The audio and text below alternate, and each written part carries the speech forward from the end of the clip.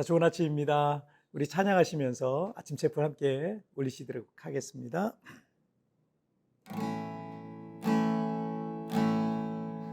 내가 누려왔던 모든 것들이,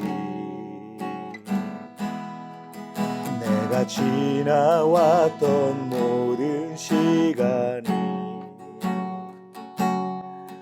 내가 걸어왔던 모든 순간이 당연한 것 아니라 은혜였소. 아침 해가 뜨고 저녁에 노을,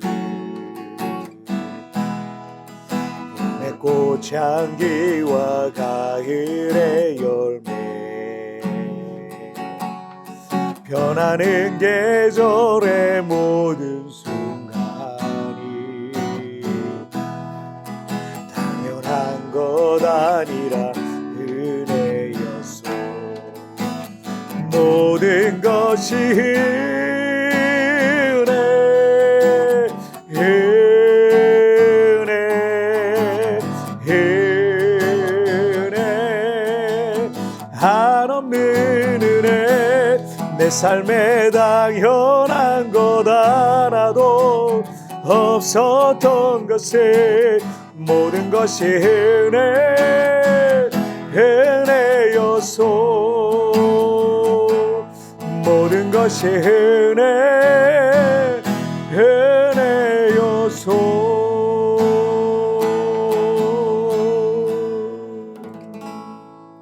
아멘. 우리 같이 기도하시겠습니다. 살아계신 하나님 아버지, 감사합니다. 우리가 살아 숨쉬는 것, 우리가 오늘 하루를 살아갈 수 있는 것, 오늘 우리에게 일을 주시고 또 가정을 주시고 또 우리의 삶을 주시니 정말 감사합니다. 그 하나님께 오늘 감사하는 마음으로 이 아침 예배를 주님 받으시고, 이 예배를 통해서 하나님은 영광을 받으시며 우리 가운데는 하늘로부터 공급되어지는 힘과 능력과 은혜를 공급받는 귀한 시간 되게 하여 주옵소서. 감사하며 예수님의 이름으로 기도하옵나이다. 아멘. 자, 오늘 우리에게 주신 하나님의 말씀은요, 시편 94편 16절부터 23절까지의 말씀 제가 봉독해 올리도록 하겠습니다. 누가 나를 위하여 일어나서 행악자들을 치며 누가 나를 위하여 일어나서 악행하는 자들을 칠까? 여호와께서 내게 도움이 되지 아니하셨다면 내 영혼이 벌써 침묵 속에 잠겼으리로다. 여호와여, 나의 발이 미끄러진다고 말할 때 주의 인자하심이 나를 붙드셨사오며 내 속에 근심이 많을 때 주의 위안이 내 영혼을 즐겁게 하시나이다. 율례를 빙자하고 재난을 꾸미는 악한 재판장이 어찌 주와 어울리리이까? 그들이 모여 의인의 영혼을 치려하며 무죄한 자를 정죄하여 피를 흘리려 하나, 여호와는 나의 요새시요 나의 하나님은 내가 피할 반석이시라. 그들의 죄악을 그들에게로 되돌리시며 그들의 악으로 말미암아 그들을 끊으시리니 여호와 우리 하나님이 그들을 끊으시리로다. 아멘. 시편 94편은 하나님을 섬기는 백성들이 교만하고 거만한 그 악인들로부터 조롱과 모욕과 고통을 받고 있는 모습을 잘 보여주고 있습니다. 그들은 하나님의 백성들을 멸시하고 또 하나님의 이름을 욕되게 하기도 합니다. 과부와 나그네와 고아와 같이 힘이 없는 자들을 죽이면서도 하나님을 조금도 두려워하지 않는 모습을 보여주고 있어요.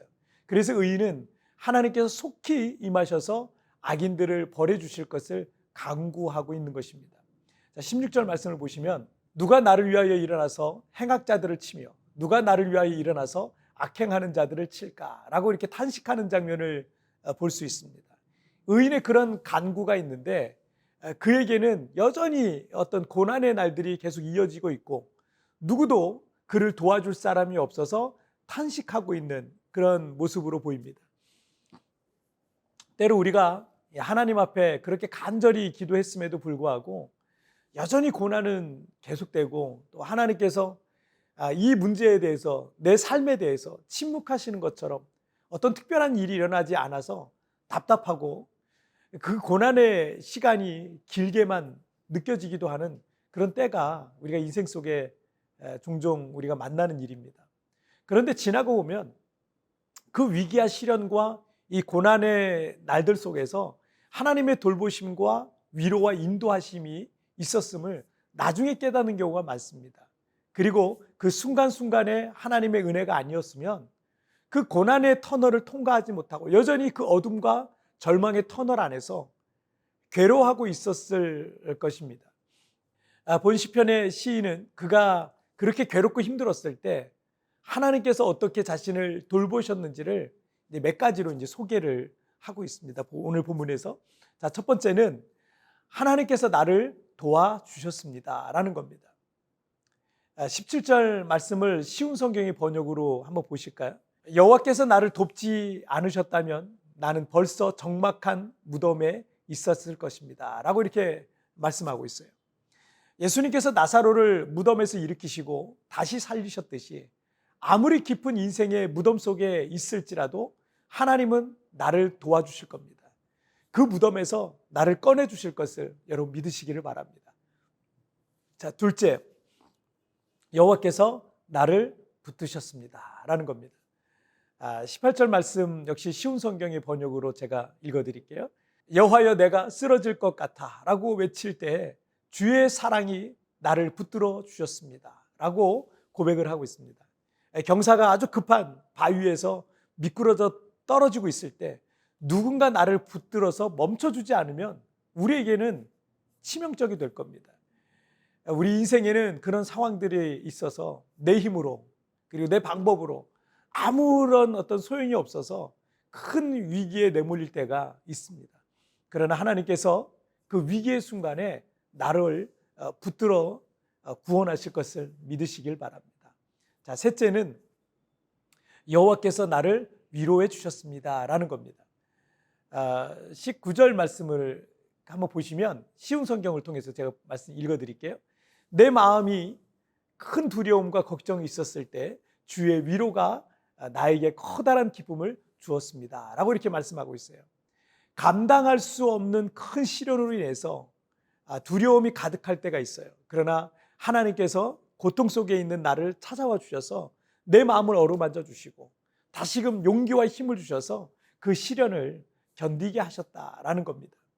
그리고 또 그렇게 해 주실 것이라는 것을 믿는 겁니다.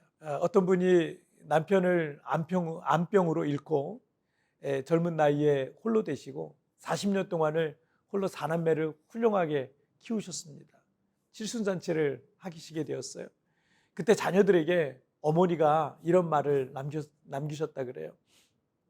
너희 아버지가 암으로 돌아가시기 얼마 전에 같이 여행을 떠나자 그렇게 얘기를 하고 같이 여행을 떠나서 돌아오는 길에 아버지가 1시간 동안 내 손을 꼭 잡아줬다. 1시간 동안. 그리고 내 손을 잡아준 그 1시간이 지금까지 40년을 견디게 했구나 라는 말을 하셨다 그래요.